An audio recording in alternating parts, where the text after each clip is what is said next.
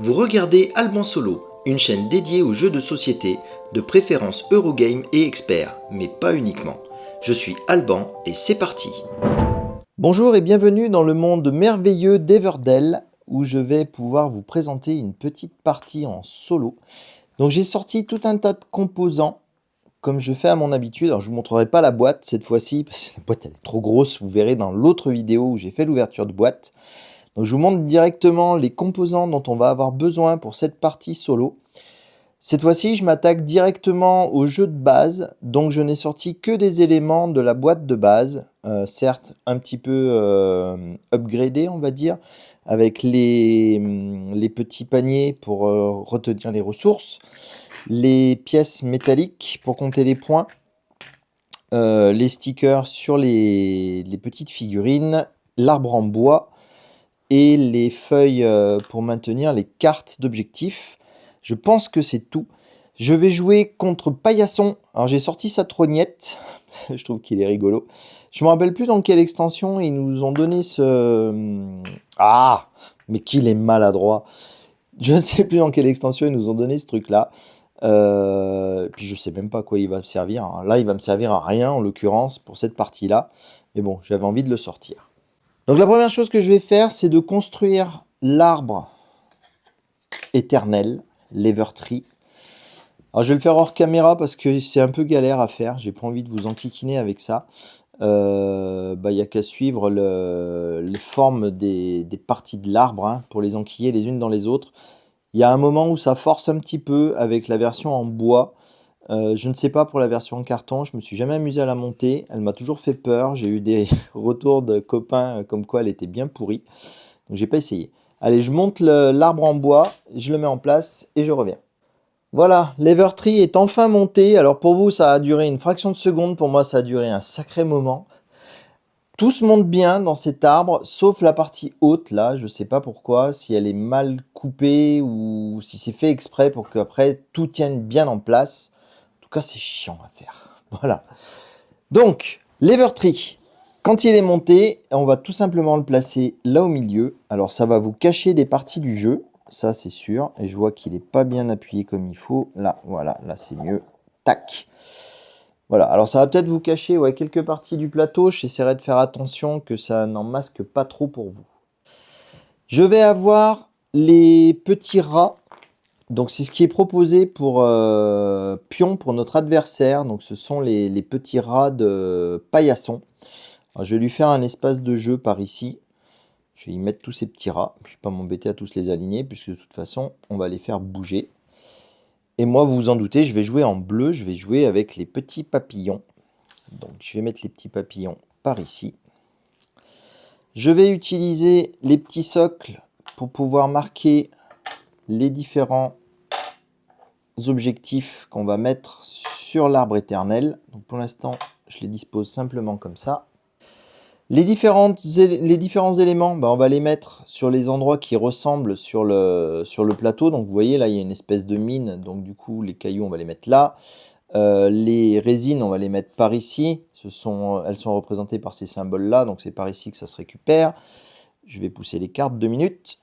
Ici, on va y mettre la petite barque avec le bois, puisque le bois se récupère là. Et enfin, les baies, on va les mettre ici. Je vais essayer de ne pas les appeler berries. Je vous garantis rien. Les baies sont là. Je vais aussi me débarrasser de ces deux trucs de pièces. Je vais les mettre sur le côté du plateau. J'en ai pas besoin très souvent de ça. Là, on verra. Pareil pour les portes. Vous verrez à quoi elles servent lors de la partie. L'ami Paillasson, je vais le mettre avec ses copains, les petits rats. Donc ensuite, on va mettre ces petits jetons. Donc ça, ce sont des pions qu'on va se récupérer quand on aura rempli des objectifs communs. Alors, c'est des événements. Donc là, il y a le grand tour avec celui-ci. Il y a le monument de ville avec celui-là. J'espère que l'arbre ne vous cache pas trop la forêt. Il y a la fête de la récolte ici. Et ensuite, le petit marché là avec l'expédition des cartographes. Et comme l'arbre doit probablement masquer beaucoup trop de choses, ce que je vais faire, c'est que je ne vais pas le mettre à la place où il est censé être. Je vais le mettre là sur le côté. Donc sur le côté, il sera toujours là parmi nous, mais au moins il ne vous empêchera pas de voir ce qui se passe dessous. Ensuite, je vais m'attaquer à ces cartes-ci. Donc ces cartes-ci, ce sont des cartes d'action qui vont permettre d'ajouter de la variabilité au jeu. Donc on va les mélanger. On va les mélanger. Elles veulent pas trop se mélanger. Peut-être qu'il va falloir que je les sleeve finalement, celles-ci aussi, hein, pour avoir une possibilité de mélange plus importante. Donc, on va simuler une partie à 2 joueurs quand on joue en solo. Et quand on est à 2 joueurs, ce qu'on fait, c'est qu'on va en mettre 3 de ces cartes. Sur ces emplacements-là, vous voyez, il y a le dos qui ressemble. Et les autres cartes, on va les remettre à la boîte. Et du coup, on va voir ce qu'elles donnent. Donc, on va avoir ça, ça et ça. Je vous expliquerai bien sûr toutes ces différentes actions au fur et à mesure que nous nous en servons. Ensuite, je vais faire un truc un peu du même style avec ces cartes-là. Donc ça, ce sont des cartes d'objectifs qu'on va avoir de façon variable. Donc en plus des objectifs que vous voyez déjà ici, que j'ai déjà positionnés, on va avoir tout cela. Donc on va en tirer 4 de nouveau. Hop, on coupe un petit coup. Donc 1, 2, 3, 4. Donc là, il y en a toujours 4, quel que soit le nombre de joueurs.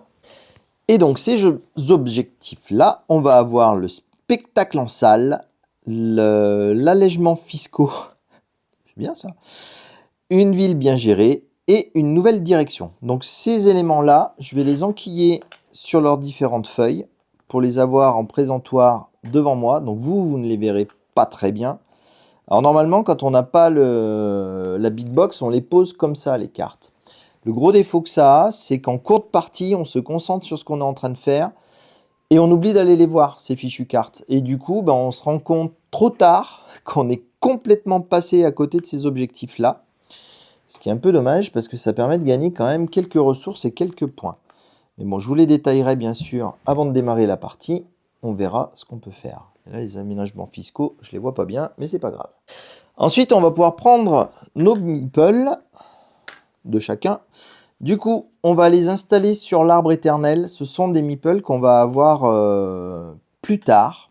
Donc, on en met un pour la saison de l'été, un pour la... Non, pardon, du printemps, un pour l'été et 2 pour l'automne. Donc, je fais pareil avec mon adversaire. Je le rajoute ici, ici, et 2 à la dernière saison. Et badaboum, ça commence. Alors imaginez quand vous êtes à 4 joueurs et qu'il faut mettre tout un tas de meeples là-haut, c'est un peu chaud.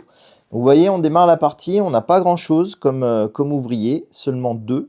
Et au fur et à mesure qu'on va jouer le jeu, on va débloquer nos ouvriers supplémentaires et on va avoir droit à plus d'actions. Je vois que lui, il est perdu au milieu, là, il fait un peu cher. Je vais le mettre sur le plateau, là, il sera moins perdu. Ensuite, on attrape, sans faire tout dégringoler, cet énorme paquet de cartes.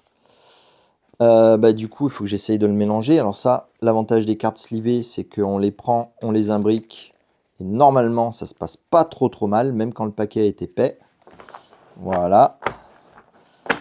Choc. On va les couper un coup. Et on va dire que ça sera suffisant. Donc ce gros paquet de cartes, je le glisserai dans l'arbre. Mais pour l'instant, pour que ce soit plus pratique pour moi, je vais commencer à remplir la prairie. Donc on va placer 8 cartes face visible sur la prairie. Ce sont des cartes qu'on va pouvoir jouer directement, en plus des cartes qu'on va avoir en main.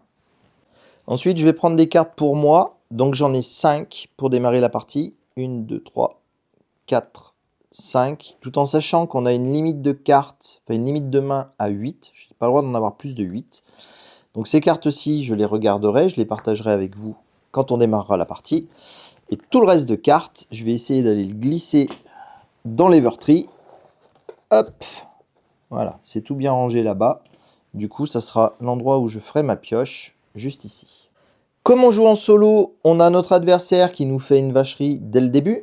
Donc la vacherie qu'il fait, c'est qu'il va bloquer des emplacements. Donc il va bloquer l'emplacement en haut à gauche de l'action forêt. Donc ce sont les actions tirées au hasard qui changent d'une partie à une autre. Ainsi que l'action je récupère 3 bouts de bois, ici. Donc lui, il va commencer comme ça. Je pense que mes 2 petits wampillons, je vais peut-être les mettre là devant moi. Donc comme à mon habitude, j'ai oublié un morceau, le dé. Je vais le mettre par ici. Quoi qu'il n'y ait pas besoin de le voir trop souvent. Non, je vais le mettre avec dans la zone de jeu de paillasson. Je vais le mettre là-haut. Voilà, ça ira bien. Et puis ces trucs-là, Je peux même les mettre au niveau de l'arbre éternel que nous avons coupé méchamment. Voilà, et ben là je pense que je suis pas mal. Tout est prêt pour démarrer la partie. Donc je n'ai volontairement pas sorti, j'ai volontairement pas sorti les plateaux de jeu, parce que les plateaux de jeu font partie de l'extension Belfair. Vous me direz, tu as sorti tous les extensions de luxe, tu aurais peut-être pu sortir les plateaux. Je vous les garde pour une prochaine vidéo, quand j'introduirai Belfair dans la partie. Donc là, je vais faire mon tableau de mon village. Donc en fait, le principe d'Everdell, c'est qu'on va jouer des cartes personnages qui vont remplir un village. Donc on va avoir deux types de cartes. On va avoir les créatures, comme le mari ou le juge, et on va avoir des bâtiments. Ah ben, j'ai chopé l'arbre éternel d'entrée. Ça, c'est pas un cadeau, parce qu'il coûte très très cher. Ah ben, la reine aussi. Donc on a des bâtiments, voilà, comme le clocher de l'horloge ou l'arbre éternel. Donc on peut placer des bâtiments, on peut placer des personnages, et en fonction des objectifs qu'on essaye d'atteindre, on va vouloir avoir tel ou tel personnage, tel ou tel bâtiment, et toute notre stratégie va venir de l'interaction qu'il y a entre les personnages et les différents bâtiments. Donc en plus des cartes que j'ai dans ma main que je peux jouer, j'ai aussi accès à tous les personnages qui sont, enfin toutes les cartes qui sont disposées ici. Donc ce que je vais faire pour jouer, je laisserai mes cartes pas sous l'Evertree parce que sinon vous les verrez jamais. Donc je vais les laisser par là, même s'il y a l'air d'y avoir un méchant reflet. Et ce que je ferai, c'est que j'établirai ma ville ici. Et celle de Paillasson, je vais essayer de la mettre là. Alors juste avant de démarrer, je vais vous expliquer les différentes actions qui sont disponibles. Donc le principe du jeu, c'est qu'on va prendre un ouvrier, le poser à un endroit où il y a une petite patte, et du coup effectuer l'action qui correspond à la petite patte. Donc on a des actions de base qui sont récupérer 3 branches, enfin 3 bois, donc ici. Là, c'est récupérer 2 bois et piocher une carte, donc de là-bas. Là, c'est récupérer 2 résines, récupérer une résine, piocher une carte, de là-bas. Piocher 2 cartes, de là-bas, et récupérer une pièce. Une pièce, c'est 1 point de victoire. Ici, c'est récupérer une pierre. Ici, ça va être récupérer une baie et piocher une carte. Ici, c'est récupérer une baie. Donc ces actions-là, qui sont imprimées sur le plateau, sont disponibles à toutes les parties d'Everdell. Et en fonction des différentes cartes qu'on a mis dans la forêt, on va avoir de nouvelles actions. Donc cette action-ci, qui n'est pas disponible pour le moment puisqu'il a son personnage dessus, c'est de piocher 2 cartes prairie. Donc je les prends, je les mets dans ma main. J'en joue une en payant une ressource de moins que le coût de la carte. Ici, je vais pouvoir récupérer, c'est des brindilles, mes bouts de bois. Donc c'est une brindille, une résine et une baie en venant me mettre ici. Ça, c'est pas mal pour commencer, ça permet de récupérer un peu de ressources.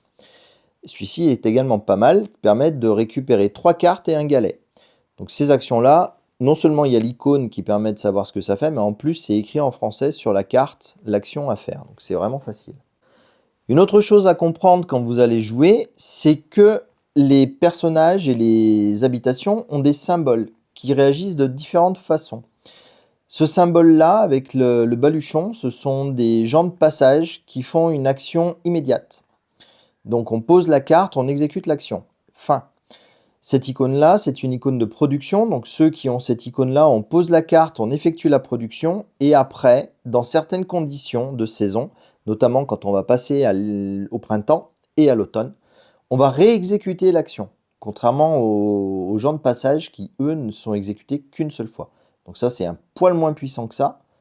Mais quand même, ça s'exécute plusieurs fois. Ceux qui ont la grosse patte, je vais les avoir oubliés. Donc, je vous les expliquerai quand j'y tomberai dessus.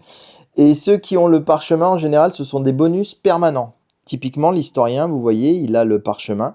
Et donc, on pioche une carte après avoir joué une créature ou une construction.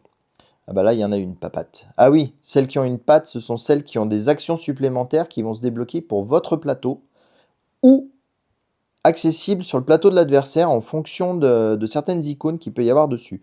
Là, il n'y a pas encore l'exemple, donc je vous le montrerai le moment venu. Et donc, vous vous demandez peut-être pourquoi il y a des chiffres à côté de ces différents éléments. C'est tout simplement le nombre de cartes qu'il faut avoir pour pouvoir prétendre à cette zone bonus. Donc, si j'ai 3 cartes qui ont le symbole temporaire comme ça, enfin de visite comme ça, je peux poser un de mes ouvriers ici et je récupère ce jeton pour moi, puisqu'ils sont détachables évidemment. et j'aurai 3 points à la fin de la partie. Il y a encore quelques zones à expliquer rapidement. Le havre de paix qui permet de défausser des cartes et de récupérer une ressource de notre choix, donc des bêtes, de la pierre, de la résine ou des brindilles. Et le voyage qui n'est accessible que lorsqu'on a atteint l'automne, où on va pouvoir placer un ouvrier en défaussant un nombre de cartes égal la zone qu'on veut se placer. Donc si on veut se mettre en 5, qui nous fera gagner 5 points, il faut défausser 5 cartes. Et ainsi de suite, sachant qu'on peut poser plusieurs fois nos ouvriers ici, tant qu'il y a de la place. Quand le cercle est plein, comme ça, on ne peut poser qu'un seul bonhomme. Quand le cercle est ouvert, comme ici, on peut en poser plusieurs. C'est le même cas pour là. Il est ouvert, on peut en poser plusieurs. On en pose plusieurs, on en pose plusieurs, on en pose plusieurs. Et tous les autres, on en pose un seul. Bon, là, je pense que j'ai fini de vous baratiner avec tout ce qui est possible de faire. On va commencer la partie, on va pouvoir se lancer dans le grand bain. Je ne vais pas réfléchir très longtemps parce que les ressources, c'est quelque chose qui est difficile à obtenir à ce jeu. Donc je vais me jeter directement sur celui-ci qui me permet de récupérer une brindille, hop, une résine et une baie.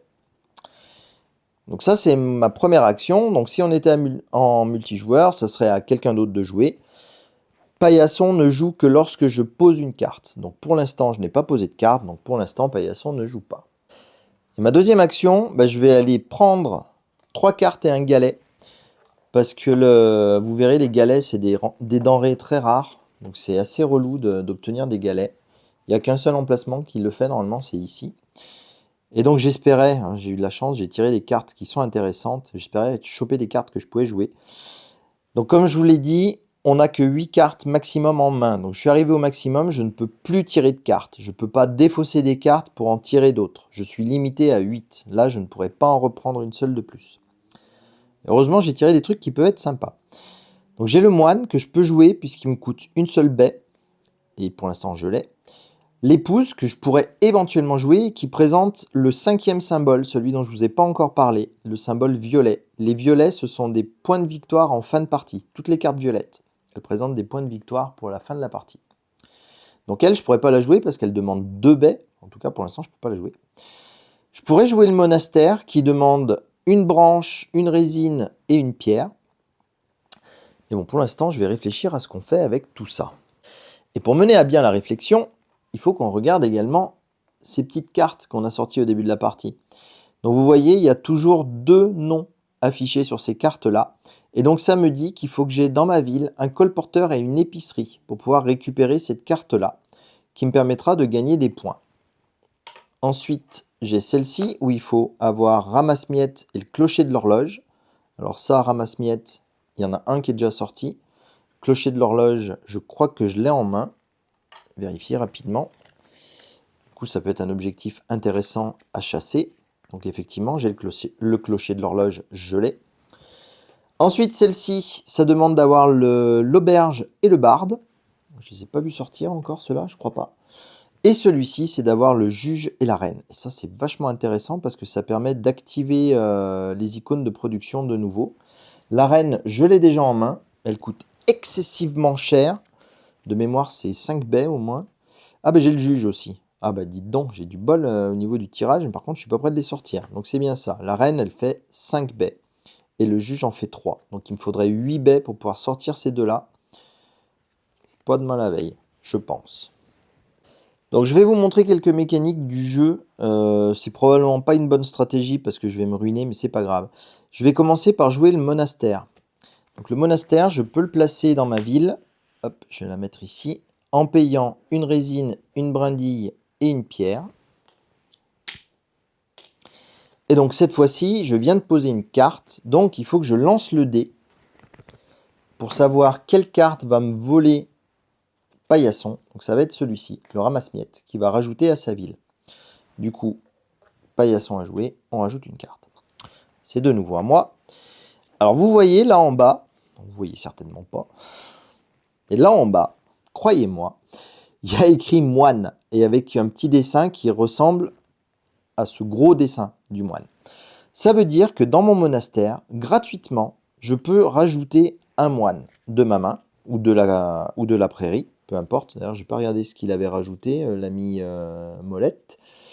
C'est celle-ci, je crois, qui est rentrée. Ouais, c'est celle-ci. Le professeur, j'aime bien en général. Donc, je vais pouvoir jouer le moine gratuitement. Donc, je vais m'empresser de le faire. Ce sera toujours ça de fait.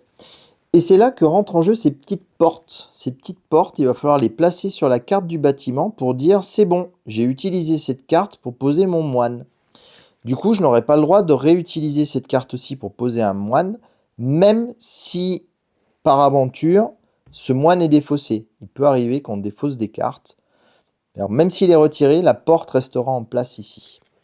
Je vais poser mes cartes devant moi là. Sachez que là, normalement, c'est la défausse quand on joue à plusieurs. Moi, la défausse, je la mettrai sous l'arbre là-bas, vous vous en moquez. Accessoirement, le moine est une carte de production. Est une. Donc c'est une carte de production. Donc je vous ai dit, les cartes de production, quand on les pose, on peut activer la production. Sauf que le moine, c'est de donner des ressources à notre adversaire pour récupérer des points de victoire. En début de partie, ça ne m'intéresse pas des masses. Donc c'est pour ça que je vous dis que c'est un gros gâchis. Une très mauvaise stratégie, je pense, pour mon départ. Mais c'était juste pour vous montrer le système avec la petite porte. Du coup, ne pouvant plus rien faire d'autre, je vais passer à la saison prochaine. Donc je vais sortir de l'hiver pour rentrer au printemps. Je peux donc récupérer mon petit bonhomme. Paillasson en fait de même. Donc Paillasson, il a la gentillesse de venir s'incruster sur les cartes quand il récupère ses petits bonhommes. Du coup, cette carte-ci, historien, ne sera plus disponible pour moi. Pour lui, elle l'est toujours, donc elle peut être amenée à être remplacée. Mais je ne pourrai jamais la prendre et son petit pion reviendra toujours sur cette carte. Moi, je récupère mon ouvrier. Je récupère également tous les autres qui étaient déjà sortis. Donc maintenant, je vais attaquer une nouvelle saison avec 3 ouvriers. Celui qui me bloquait ici va faire une rotation anti-horaire et venir se mettre là. Et son empêcheur de récolter du bois en rond se déplace sur les résines. Nous sommes donc au printemps. Et maintenant, on va pouvoir repartir et faire une nouvelle saison. C'est en quelque sorte une nouvelle manche de la partie qui commence avec les tours qui vont s'enchaîner.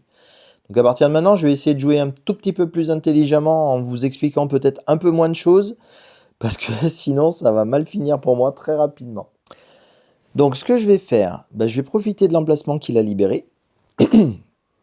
Je vais prendre 2 cartes dans la prairie. Donc je vais prendre le pigeon voyageur et ramasse-miettes. Je peux en jouer une pour une ressource de moins, une ressource de mon choix de moins. Donc je vais jouer le pigeon voyageur. Donc au lieu de me coûter 2 baies, il va m'en coûter qu'une seule. Donc je peux jouer le pigeon voyageur. Et rappelez-vous, c'est un sac. Enfin un sac. C'est un visiteur.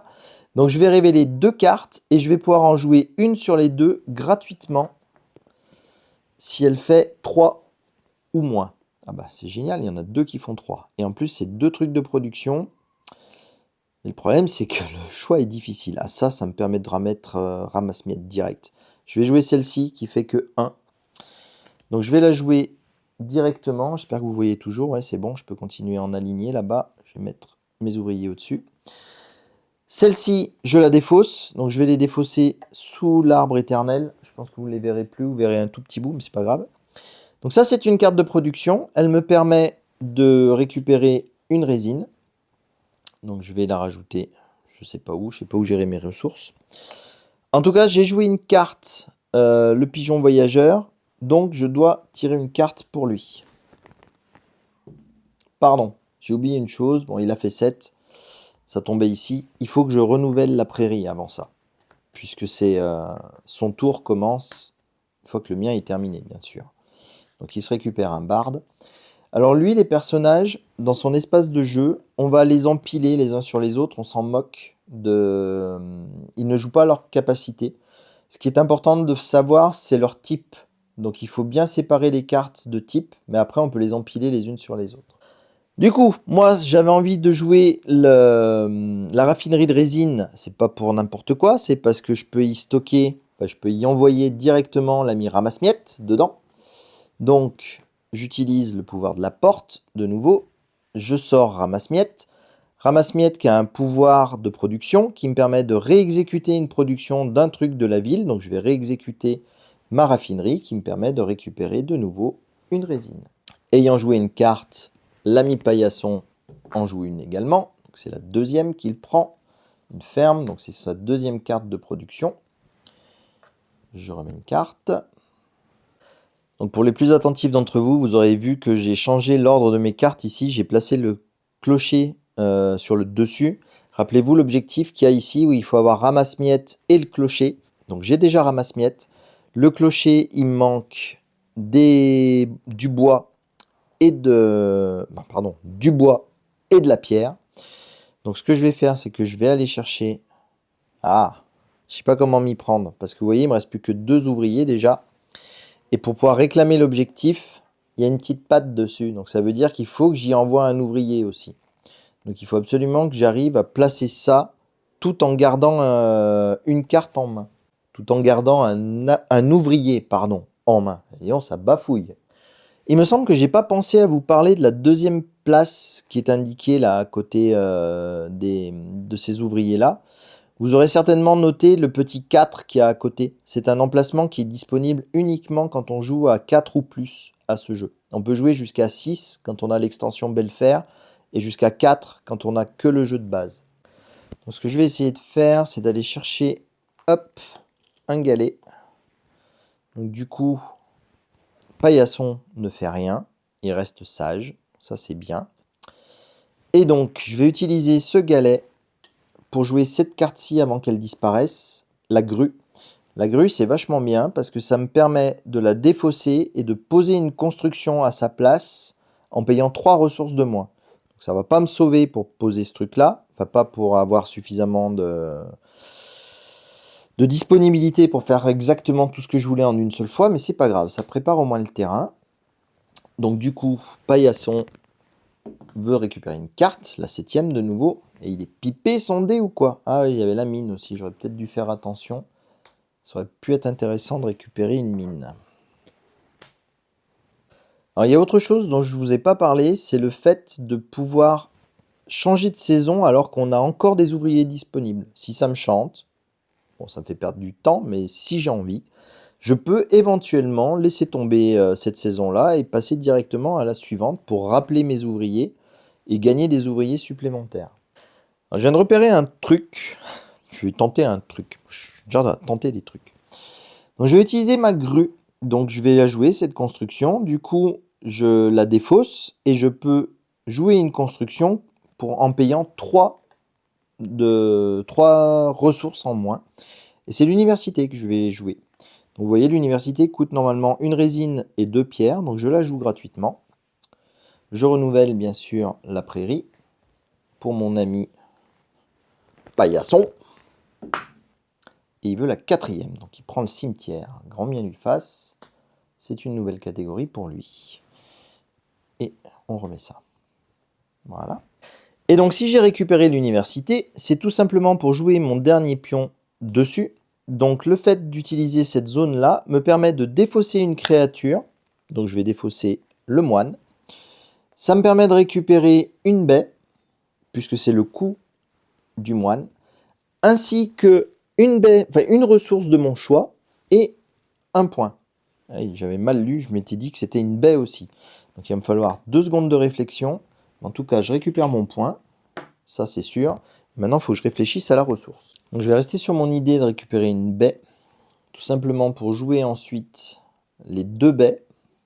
Et récupérer le garde forestier. Le garde forestier, c'est de nouveau un visiteur. Donc je vais pouvoir maintenant déplacer un de mes ouvriers déployés. Enfin, déplacer un de mes ouvriers déjà sur le plateau et l'envoyer vers un nouvel endroit. Et donc je vais déplacer celui-ci et je vais l'envoyer ici. Rappelez-vous, les pierres, c'est la vie. Et je récupère 3 cartes. Ce serait bien que j'ai des cartes que je puisse utiliser tout de suite. Ah, la ruine, ça c'est pas mal la ruine aussi. On peut détruire des bâtiments. Un architecte, ça peut être bien aussi. Et un historien, chouette, vu qu'il me l'avait bloqué. Ça c'est une bonne nouvelle. Donc je suis à 3 cartes. 3, 5, 20. 1, 2, 3, 4, 5, 6, 7, 8, 9. Ah, ma Z, j'avais pas le droit d'en piocher autant. Alors attendez, je les ai attrapés comme ça. Donc c'est celle-ci que j'ai pas le droit de piocher. Hop. Bien faire gaffe à son nombre de cartes. Donc du coup, j'ai l'architecte et l'historien. Je sais, ce qui arrive maintenant pour le remplissage ici, c'est la ruine. qui est intéressante. Je jette quand même son dé. 7, il est pipé ce dé, c'est pas possible.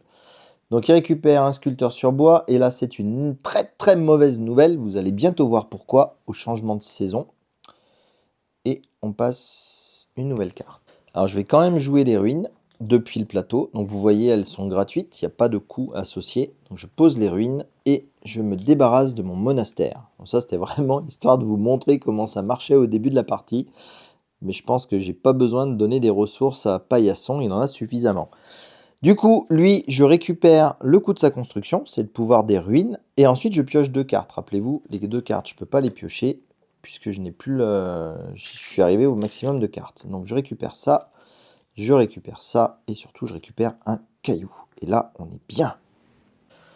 J'ai joué une carte, donc Paillasson va en récupérer une. J'espère qu'il ne va pas faire 7, ça serait bien que ça change de temps en temps. Ouais, bah c'est 7 ou 4, d'accord. Donc ça, c'est une patte. Voilà. Ah oui, je vous ai dit, je crois, que notre ville est limitée à 15 cartes. Paillasson, lui, il n'est pas limité. Hein. Il continue d'en stocker des cartes, il s'en fiche, il peut en mettre tant qu'il veut.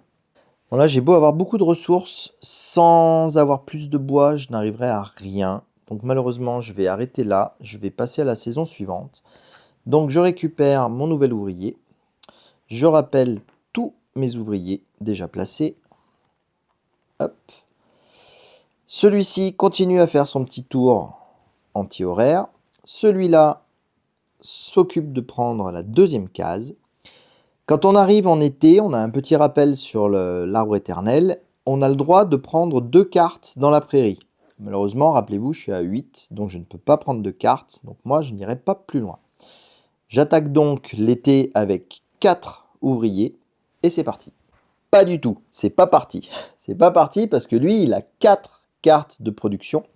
C'est le nombre de cartes qu'il faut pour déclencher la fête de la récolte. Du coup, il se récupère le truc qui lui fera 3 points à la fin de la partie.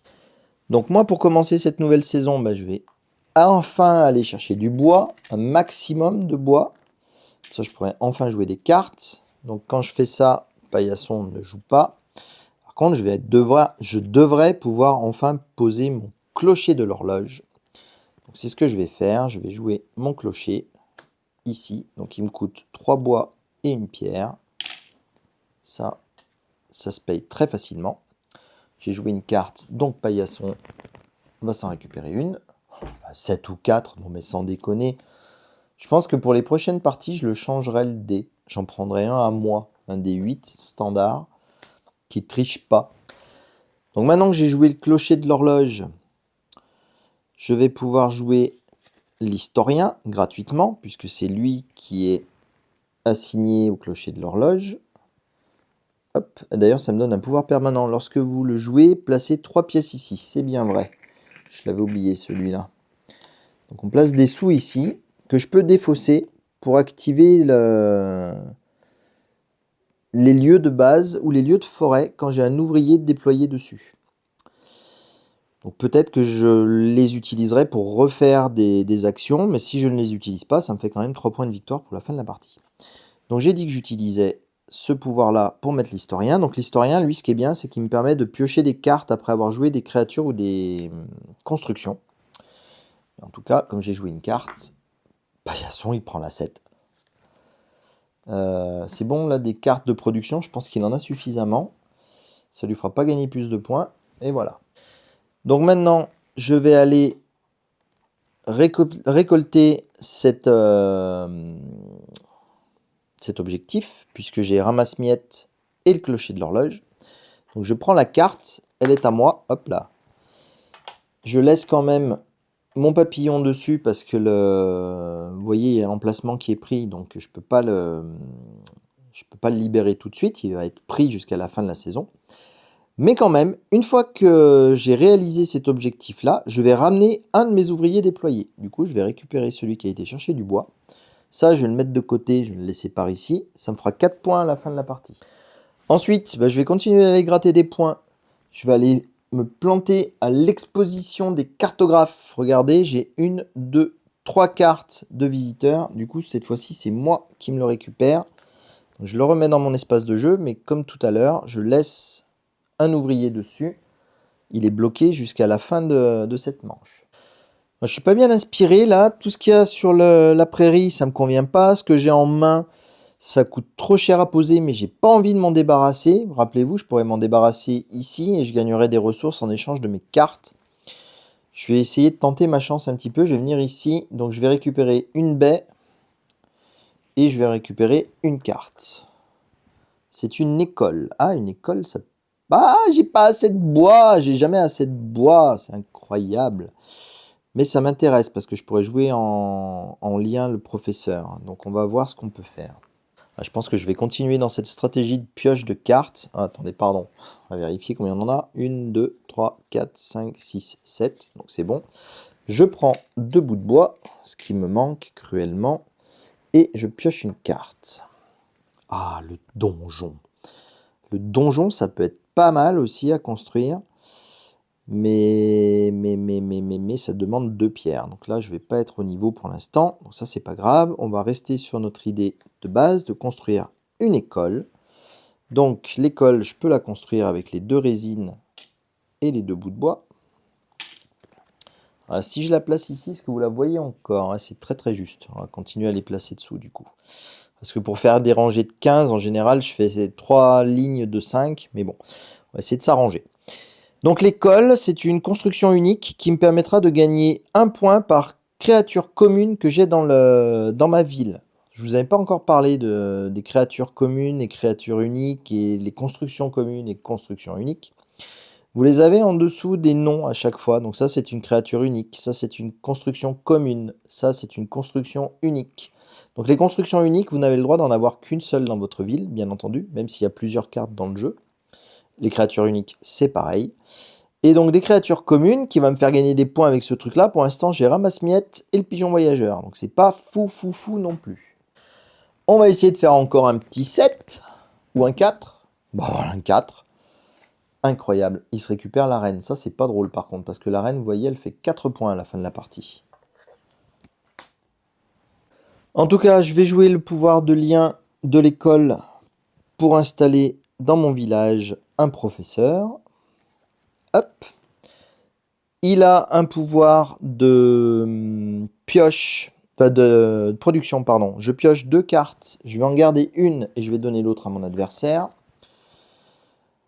Alors, le vagabond, il me tente énormément parce qu'il va me faire piocher 3 cartes. Ça peut être bien aussi. Ça vaut 1 point dans les 2 cas. Donc là, à ce niveau-là, j'ai pas de scrupules. Le panier est déjà pris. Je vais garder la ferme. Bien sûr, on renouvelle.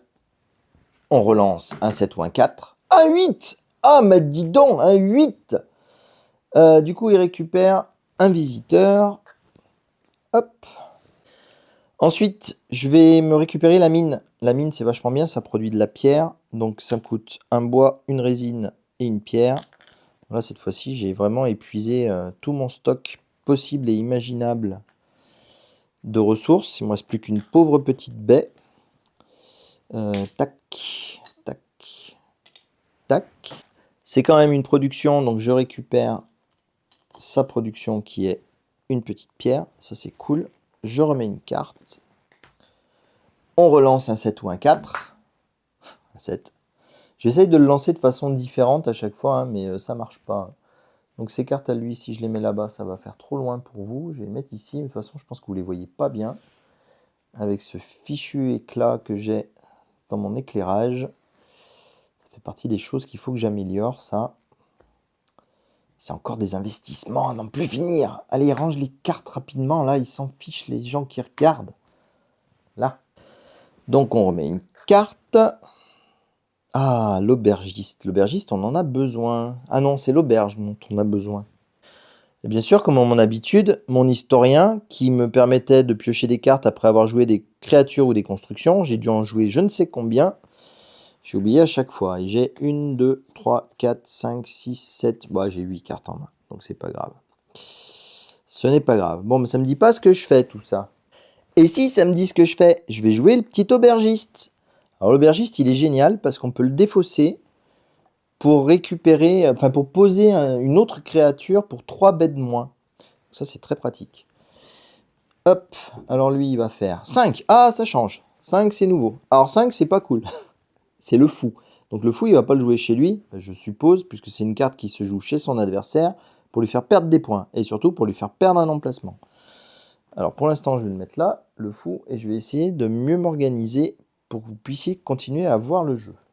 Donc voilà, petite réinstallation rapide. J'ai réussi à baisser un petit peu la luminosité. J'espère que vous y verrez quelque chose. En tout cas, vous avez moins de reflets, a priori.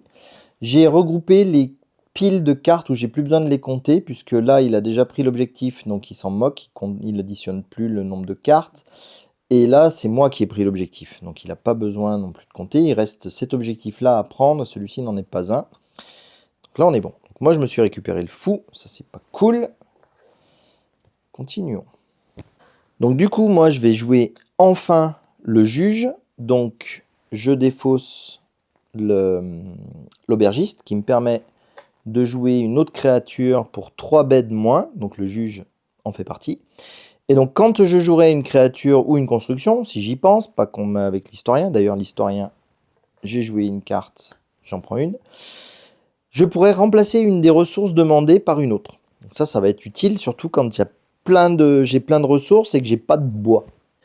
Bien entendu, Paillasson va prendre la 3e carte, le commerçant. Commerçant, c'est une nouvelle collection pour lui. Il n'en a pas encore, vous le voyez, pas top.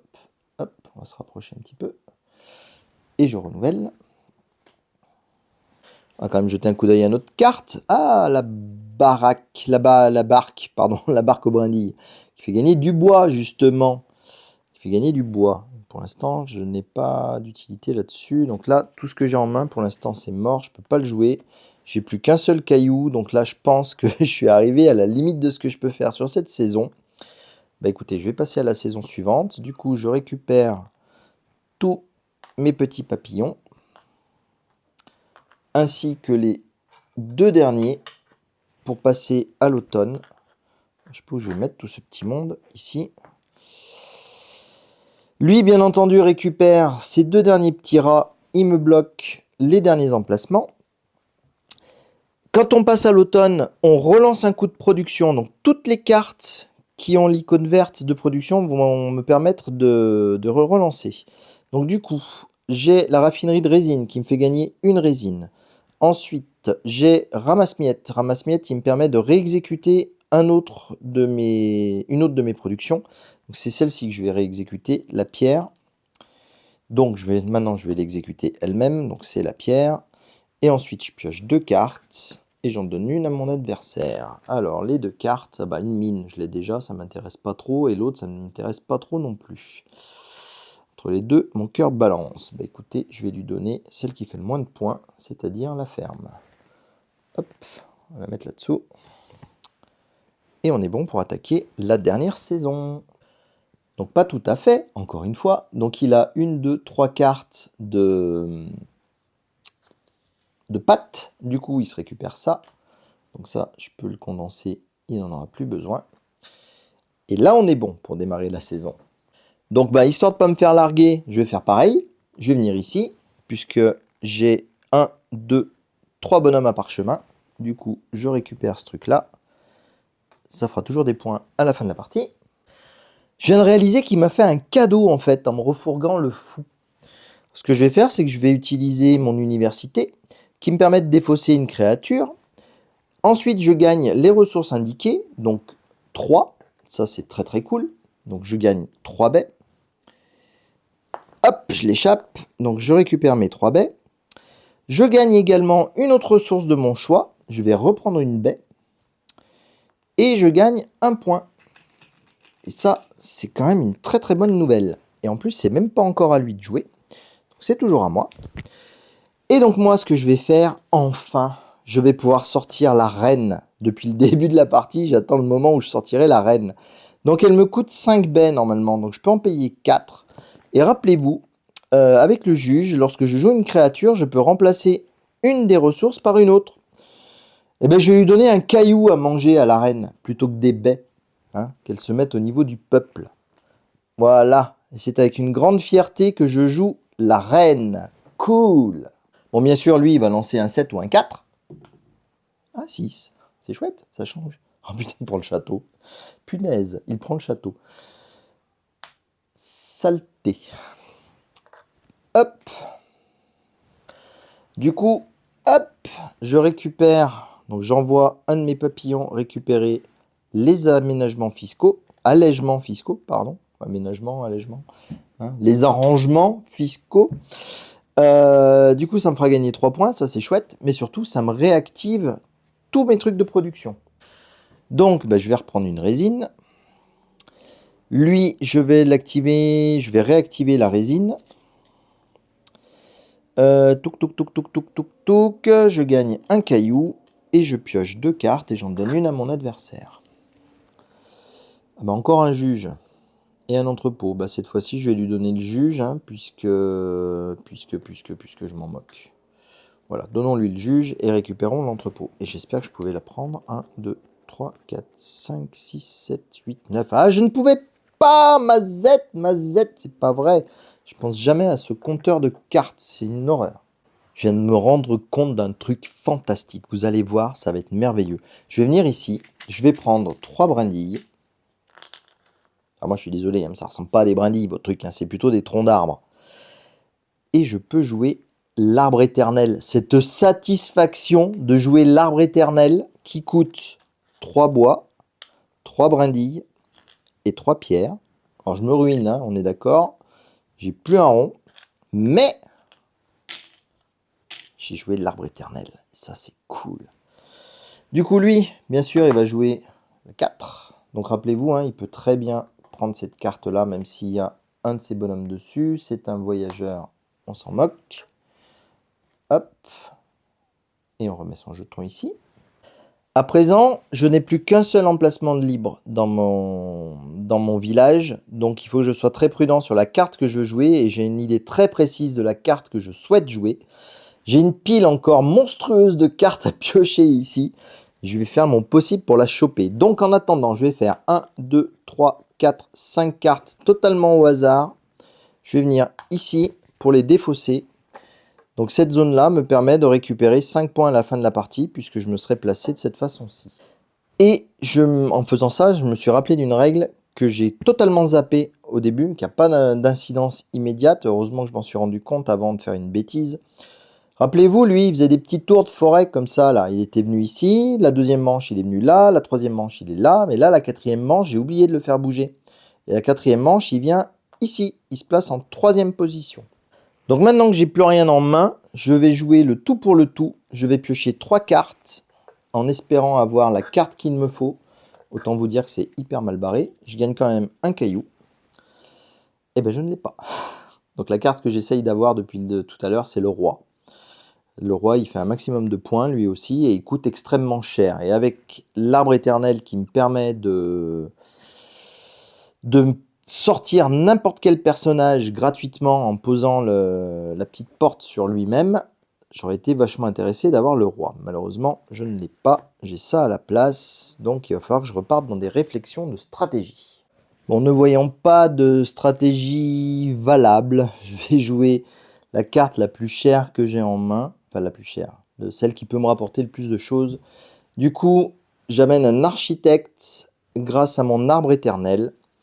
Donc moi, j'ai rempli mon village, donc je ne pourrais rien faire de plus. Paillasson va quand même jouer encore une carte, la 5e, un petit ramasse-miettes qui va arriver chez lui. On peut retirer une carte pour le plaisir, j'espère que c'est pas le roi. C'est bon, c'est pas le roi. J'espère qu'il y était quand même le roi dans la pile. Voilà, du coup, la partie est terminée. On ne fait plus d'action puisque moi j'ai posé tous mes bonhommes, enfin tous mes ouvriers sont posés. Mon village est rempli, donc je ne peux pas poser de cartes supplémentaires. Je n'ai pas le droit d'en poser de cartes supplémentaires. J'ai pas d'action disponible, donc je pense que je peux mettre fin à mon tour et du coup ça met fin à la partie. Paillasson ne fait rien d'autre et du coup il ne reste plus qu'à compter les points. Alors on est parti, j'ai attrapé le petit calepin, donc on va jouer, c'est Alban qui joue contre Paillasson. Donc la première chose qu'on va compter, ce sont les cartes, les points qu'il y a directement sur les cartes. Donc ça fait 2, 3, 4, 5, 8, 10, 15, 19, 21, 23, 25, 27 pour moi. J'ai peur que Paillasson, ça fasse beaucoup plus. Alors, Paillasson, c'est parti, mon pote. 1, 2, 3, 4, 5, 6, 7, 8, 9, 10, 11, 12, 13, 14, 15, 16, 17, 18, 22, 26, Sagouinas, mais il a que des 4. 30, 31. 31. Donc il a déjà 4 points d'avance. Alors j'étais en train de me poser une question vis-à-vis de ces cartes-ci, savoir comment il marquait lui, parce que Tisnuit, l'adversaire dans Mistwood, marque d'une façon particulière. Et je viens de me rendre compte que les 31 que j'ai comptés là, ils sont probablement pas bons. Il marque 2 points par carte, quelle que soit la carte, sauf les violettes. Donc les violettes, il en avait 2. J'espère que je ne les ai pas mélangées avec les autres, donc c'est bon. Donc les violettes, il marque 3 points dessus, donc ça lui fait 6. 8, 10, 12, 14, 16, 18, 20, 22, 24, 26, 28, 30, 32, 34, 36. C'est 38 points qu'il fait, monsieur. Pas 31. Je l'avais oublié, 8 points. C'est pas la même tisane. Ça commence à faire beaucoup plus. Mais du coup, il ne marque pas de points de prospérité. Moi, oui. Alors moi, je vais marquer pour mon architecte 1 point pour chacune de mes résines et pierres qui me restent. Il m'en reste une, ça fait 1. Chouette. L'arbre éternel va me faire gagner 1 point pour chacun des symboles comme ça que j'ai dans ma ville. Donc j'en ai 1, 2, 3. Donc je suis à 4. Je vais même en rappeler, je suis à 4. Et donc le dernier, c'est l'école, qui me fait gagner 1 par créature commune. Alors, créature commune, ça fait 1. Donc j'étais à 4, donc ça fait 5. 5, 5, 5, 6, 6, 7. Wouh! Je l'ai presque rattrapé. Je suis à 34. Ensuite, on regarde les événements. Donc les événements, ce sont les trucs que j'ai récupérés ici. Donc moi, j'ai 6 points là-dessus. Lui, il a également 6 points. Ensuite, non, je suis perdu là. Les voyages. Non, je vais vous dire des bêtises. Mais on va dire les événements. Il y avait ceux-là et les cartes qu'il y a là-haut. Donc les cartes qu'il y a là-haut, lui, il va marquer 3 points par carte que je n'ai pas prise. Du coup, il y en a 2, donc il marque encore 6 points. Donc je vais le mettre dans Journey. Et je me dis, mais Journey, pourquoi il y a Journey? Mais Journey, c'est ça. Je vais lui le mettre tout de suite, hein. Il fait 3 points. Je le mets dans le Point Tokens, puisque lui, il n'en a pas. Alors moi, je vais essayer de faire les choses comme il faut. Donc les événements, j'ai 3 et 4, donc je suis à 7, en plus de mes 6. Je vais les mettre dans Journey aussi, tant pis. Donc Journey, je suis à 5, 6, 7. Je compte aussi mes Point Tokens hein, en même temps. Donc 5, 6, 7, 8, 9, 10. Voilà. Et donc maintenant, je vais faire une addition hors caméra parce que j'en ai marre d'être ridicule en comptant. Voilà, sauf erreur de ma part, j'aurais fait 57 points. Paillasson en a fait 53. C'est donc une victoire. Pas souvent que j'en ai des victoires à ce jeu, surtout que je suis pas très bon. En général, contre les copains, je perds. Mais là, a priori, contre Paillasson, ça s'est plutôt bien passé.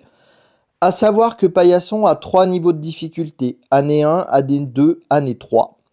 J'ai joué contre l'année 1, quand il commence son aventure de Paillasson, quand il découvre un peu l'univers, on va dire, qu'il est encore sympa.